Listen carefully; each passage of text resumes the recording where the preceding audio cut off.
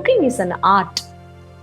This video is gonna be the perfect blend of both cooking and art. Yes. இன்னைக்கு நம்ம என்ன பார்க்க போறோம் அப்படின்னு சொன்னா குக்கிங்கை ஆர்ட்டோட சேர்ந்து, அதாவது குக்கிங் ரிலேட்டடான idioms and phrases-ஓட தான் இன்னைக்கு நான் வந்திருக்கேன். I've come with a list of cooking idioms and phrases to tickle your taste buds. Let's get into the video. The first one, cook the books. Cook the books-ஆ அப்படின்னா என்ன? புக்குக்கும் குக்குக்கும் என்ன சம்பந்தம் அப்படின்னு நீங்க நினைக்கிறீங்களா? குக் த புக்ஸ் அப்படின்னு சொன்னா என்னன்னா, ஏதாவது ஒரு ஆஃபீஸ், ஒரு அஃபீஷியலான ஒரு கன்சர்ன்ல, ஒரு ஃபார்ம்ல இருக்கக்கூடிய ஒரு ஃபினான்ஷியலான ஸ்டேட்மெண்ட்ஸ், ஆடிட்லாம் பண்ணுவாங்கல்ல, அந்த மாதிரியான ஃபினான்ஷியல் அக்கௌண்ட்ஸ் அண்ட் ஸ்டேட்மெண்ட்ஸை பர்பஸாவே ஹைட் பண்றது, பர்பஸா அதை இல்லாம ஆக்குறது, அதுதான் என்ன சொல்றாங்க அப்படின்னு சொன்னா குக் த புக்ஸ் அப்படிங்கிற இடியம் மீன் பண்ணுது. Okay, the next one, too many cooks spoil the broth. Most of you would have heard about this proverb. இந்த proverb எதை மீன் பண்ணுது, இந்த idiomatic expression எதை மீன் பண்ணுது அப்படின்னு சொன்னா, நிறைய பேர் சேர்ந்து ஒரு வேலையில ஈடுபட்டு அந்த வேலையை ரொம்ப மெஸ்அப் பண்றது, அதை சக்சஸ்ஃபுல்லா கம்ப்ளீட் பண்ண முடியாம அதை ஒரு மாதிரி மெஸ்அப் பண்ணி அதை ஆக்வர்டா ஆக்கிடுறது, அதுதான் too many cooks spoil the broth அப்படிங்கிற idiomatic expression மீன் பண்ணுது. The next one, to jump out of the frying pan into fire. அதாவது இது என்ன மீன் பண்ணுது அப்படின்னு சொன்னா, ஒரு ரொம்ப பேடான ஒரு சிச்சுவேஷன்ல இருந்து திரும்பவும் ஒரு ரொம்ப அதை விட வர்ஸ்டான சிச்சுவேஷனுக்குள்ள தள்ளப்படுறது, இல்லைன்னா போய் விழுறது, நம்மளாவே போய் மாட்டிக்கிறது, இதுதான் to jump out of the frying pan into fire அப்படிங்கிற idiom மீன் பண்ணுது. The next one, cry over spilt milk. அதாவது தமிழ்ல கூட இதுக்கு ஈக்குவலண்டா ஒரு பழமொழி இருக்கு, கொட்டிய பாலை நினைத்து குமுறி அழாதே அப்படின்னு சொல்லுவாங்க. என்ன அப்படின்னு சொன்னா, ஒரு விஷயம் நடந்து முடிஞ்சிருச்சு, okay, you have done something wrong, ஆனா அதை திரும்ப போய் கரெக்ட் பண்ணவோ அதை எதுவுமே பண்ணவே முடியாது. ஆனா அதை நினைச்சு வருத்தப்பட்டுட்டே இருக்கிறதுல எந்த பிரயோஜனமுமே இல்லை. we have to move forward. Okay, அதை மீன் பண்றது தான் crying over spilt milk அப்படிங்கிற idiom மீன் பண்ணுது.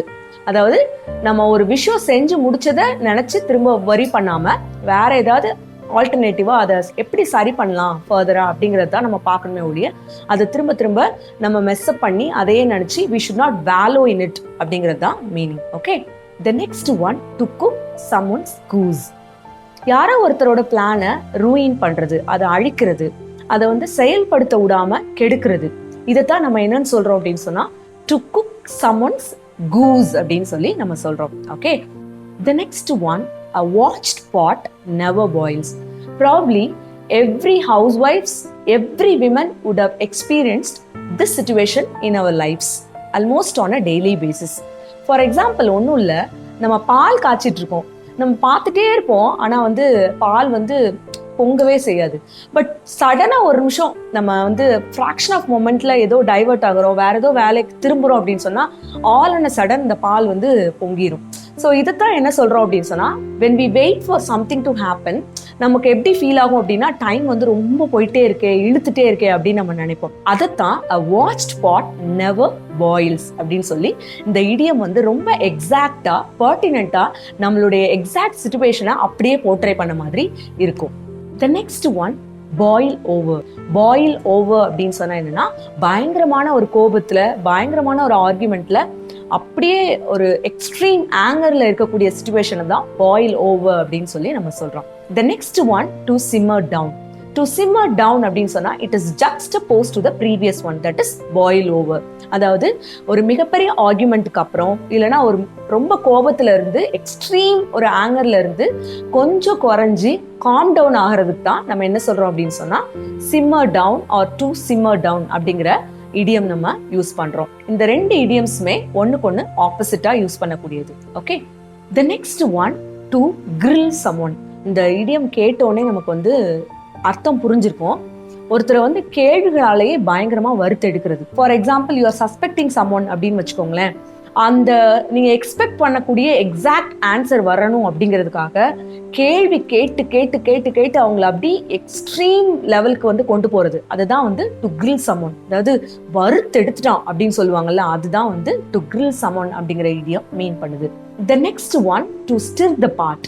டு ஸ்டிர் த பாட் அப்படின்னு சொன்னா என்னன்னா, ஒருத்தருடைய இமோஷன்ஸை இல்லைன்னா ஒருத்தருடைய டென்ஷனை வந்து ரொம்ப அக்ரிவேட் பண்ணி அதை வந்து ரொம்ப இன்டென்ஸ் ஆக்குறது, அதை வந்து இன்னும் கூடவே அதை வந்து அதிகப்படுத்துறது, அதுதான் நம்ம என்ன சொல்றோம் அப்படின்னா சொன்னா டு ஸ்டிர் த பாட் அப்படின்னு சொன்னா இன்னும் கிளறி பெருசாக்காத, இன்னும் அதை வந்து வேர்ஸ் பண்ணாத, இன்டென்ஸ் பண்ணாத அப்படின்லாம் சொல்றோம்ல, அதைத்தான் டு ஸ்டிர் த பாட் அப்படிங்கிற இடியம் மீன் பண்ணுது.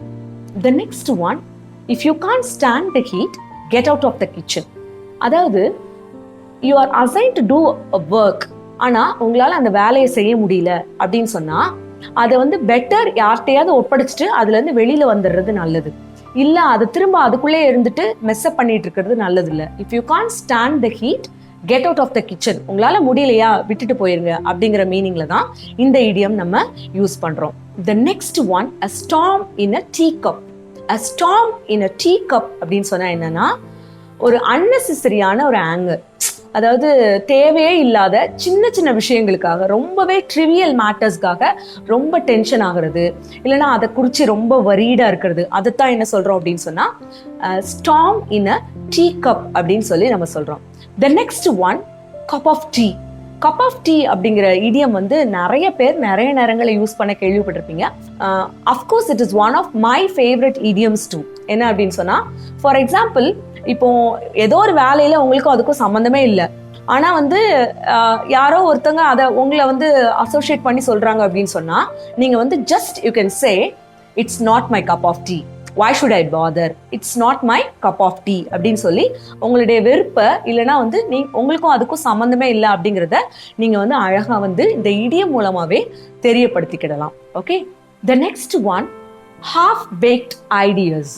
half baked ideas அப்படின்னு சொன்னா என்ன அர்த்தம் அப்படின்னா, ரொம்ப அறவேக்காடு அப்படின்னு சொல்லுவாங்கல்ல, அதாவது ஒரு விஷயத்தை பத்தி முழுசா ஆராய்ஞ்சு அதுக்குள்ள ஈடுபடாம அதை செயல்படுத்தாம சும்மா அறக்குறையா ஒரு விஷயத்துல வந்து ஈடுபட்டு செயல்படுறது, அதுதான் half baked ideas. அது வந்து ஒண்ணுக்கும் உதவாது, your ideas are all half baked அப்படின்னு சொன்னா அப்படின்னா அறவேக்காடு அப்படிங்கிற மீனிங்ல வந்து நம்ம வந்து இந்த இடியம் வந்து யூஸ் பண்ணலாம். Okay, the last one in our list is don't add fuel to the fire. இது எல்லாருமே நம்ம நிறைய நேரங்களில் யூஸ் பண்ணியிருப்போம்.